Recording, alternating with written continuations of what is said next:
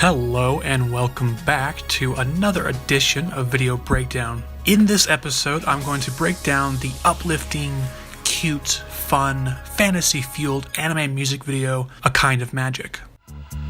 It's a kind of magic, magic, magic, magic, magic.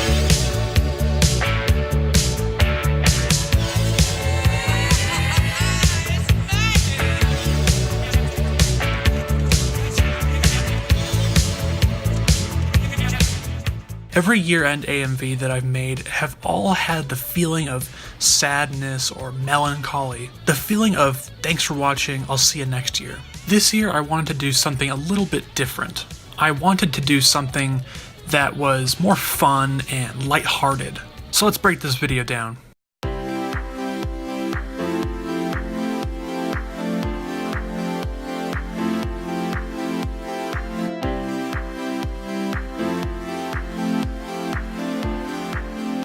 Now, the first thing you probably noticed is the AMV's distinct look. Similar to the Love is Dead AMV, there's a couple of layers that make up this video's look. I start by creating an adjustment layer.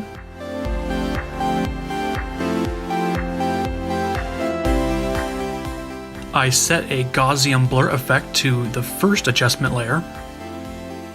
I set the blurriness to 300. I set the blur dimensions to vertical, and I have repeat edge pixels selected.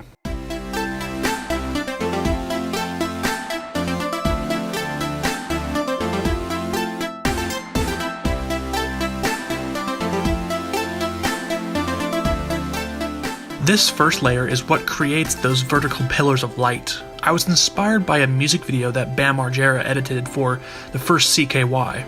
In the music video, you see the same pillars of light. It gives the video a dreamy, mystical, otherworldly kind of look. I create a second adjustment layer. I apply a Gaussian blur effect. I set the blurriness to 150. Blur dimensions are set to horizontal and vertical. The opacity of the second adjustment layer is set to 50%. The opacity's blend mode is set to lighten. This is the same dreamy glow as the Love is Dead AMV. The only difference between the two is that in this video, the blurriness is set to 150 and the opacity is set to 50%. I discovered that by increasing the blurriness, you can get a more definitive glow. I create a third adjustment layer. I applied a Lumetri color effect. In the color wheels and match section, I set the midtones to a purple-blue color.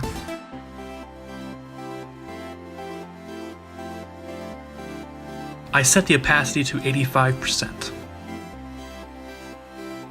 This purple comes off a little strong, so to compensate, I adjusted the opacity to 85%, just to tone it down a smidge.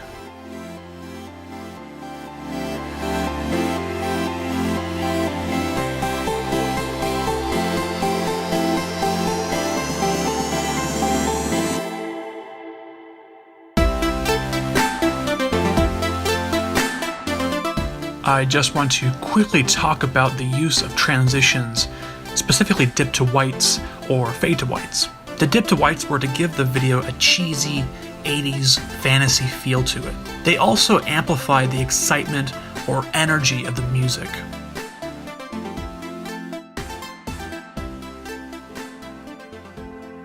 For the first set of lyrics, I cut these clips in a similar visual style. The first similarity between all four of these clips is that all of these characters are facing towards the left. The second visual similarity is that each clip has some kind of camera movement or direction in which these characters are going towards.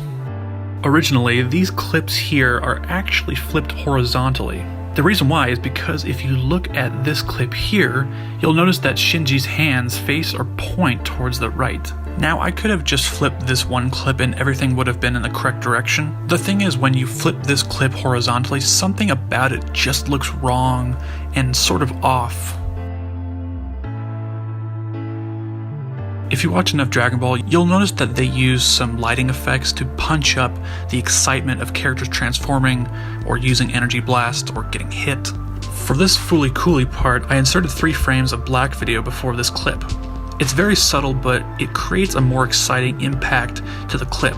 Additionally, I didn't need to time stretch the video to fit it within that portion of the song. I sped up and reversed this clip from Evangelion 1.11.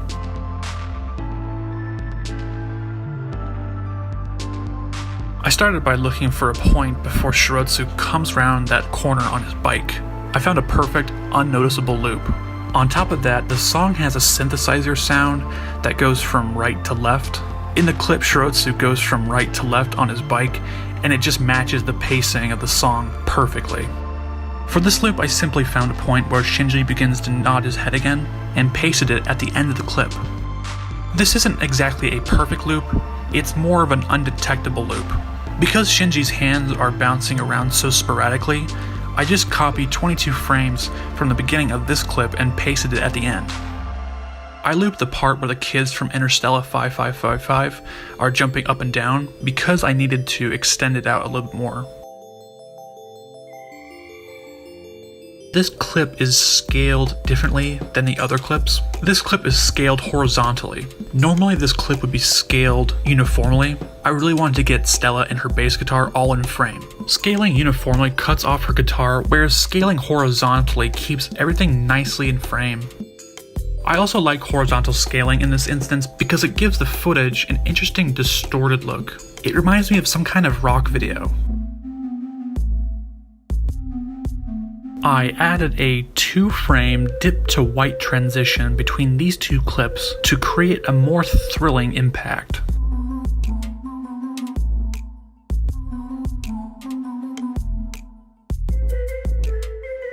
I took this clip from The Girl Who Leapt Through Time and copied it 3 times. I moved each clip down the timeline and synced them to each of these markers. Then I trimmed each clip to the last marker here. I applied an Ultra key to each of the copied clips, and the key color is set to the sky from the footage. So when everything is in place, it creates the appearance of when you put 2 mirrors up to each other. I duplicated this clip. I applied a crop effect to the duplicated clip. Left and right are set to 30%, and the feather is set to 150. Now on the original clip, I set the opacity to 85%. After that, I apply a cross dissolve to the duplicated clip. The last thing I did is I applied 4 opacity keyframes at the beginning and the end of the clip, at the end of the cross dissolve, and 3 frames before the end of the clip. The reason for this was to further focus your attention on that beam of energy. It's very subtle, but it's effective. Also, the purpose of using the cross dissolve and the opacity keyframes was to ease your eyes into and out of this effect. This video has a couple instances of keyframe time remapping. They were meant to sync up the footage and the music more perfectly. The first instance is from this one-take shot from Interstellar 5555. This keyframe here is the focus. It syncs up Stella just as she jumps in the air with the lyrics, "It's a kind of magic." The second keyframe time remapping is this clip from Summer Wars. I was syncing up the snare from the song to the first card sliding to the left. I used keyframe time remapping to extend this clip here. I synced the snare and the card sliding again. I again extended this clip here. And finally I synced up Love Machine exploding with the final lyrics of the song. I duplicated this clip. I used a frame hold on the first frame of this duplicated clip. This turns the duplicated clip into a still frame, which can adjust its length of time. I extended this clip by 6 frames. I extended this clip by 8 frames. And I added a frame hold at the end of the video to extend this clip. The reason why I did this was because this last frame isn't exactly one color. It consists of multiple gradients of colors ranging from yellow to white. By frame holding, I'm able to retain all those gradients. Just as Love Machine explodes, I disabled the vertical blur and adjusted the opacity of the Dreamy Look from 50% to 25%. Without these 2 alterations, it's a little bit hard to see all the little details, like all those shattered pieces flying from Love Machine. I'll admit that the story of this AMV is somewhat minimal. It's mostly told through pure emotion. I felt that this song was just 80s cheese, fantasy bullshit, and I mean that in the most loving way possible. So I used things like visual cues, aesthetics, and themes to tell a story. Let's start by breaking down the look of the video. The vertical blur layer gives the video an otherworldly feel to it. I was trying to play up the fantasy tone of the song. Next we have the Dreamy Look. This layer accentuates the first layer. The third layer, the color correction layer, gives the footage a dash of purple. If you've ever taken a class in film theory, you'll know that all colors have meaning and purpose to the characters, the story, and to the audience. So what does this shade of pinkish purple mean? Well, just about anywhere you search on Google, you'll get a similar answer. This shade of purple that I was going for was supposed to represent love. On top of the song being fantasy inspired, I picked up on a romantic undertone. So I used that color to make that undertone more apparent. If you look at the very first set of lyrics, one dream, one soul, one prize, one goal, they basically sum up the entirety of the AMV story-wise. These 4 lyrics are broken up into a couple of themes that are prevalent throughout the video. You can take one of these 4 lyrics and apply them to any verse of the song, and you'll have a certain thematic continuity. This plays to the fantasy and magic element of the song. It sort of represents being boundless or without limitations. Take this example from Dragon Ball Z Battle of Gods. This is kind of my bread and butter. When I can't think of anything for the video, the protagonist defeating the antagonist is my old standby. You see this with a lot of Summer Wars footage. There's a couple instances of a character pursuing a dream or a major goal. For instance, you see JP from Redline making his way to the finish line.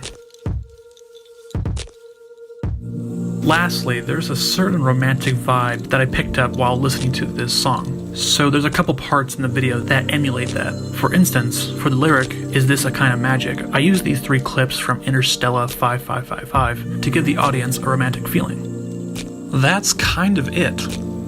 Like I mentioned in the beginning, this anime music video wasn't really supposed to be emotionally heavy or bog you down with a thought-provoking story. It was just meant to be fun and exciting, yet still retain that year-end feeling to it. Not to mention, it gets harder and harder trying to find a song that meets all of my personal criteria.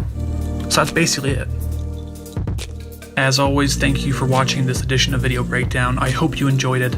I hope you acquired some new editing techniques, gained some new storytelling knowledge, or at the very least, I hope I inspired you to create your own anime music video. If you want to see how I made my other AMVs, you can always watch the rest of the Video Breakdown series. You can also watch the rest of my other AMVs. You can catch them on YouTube, or you can catch them on my website, dantaku.com. This was fun. Thanks again for watching. I'll see you next time.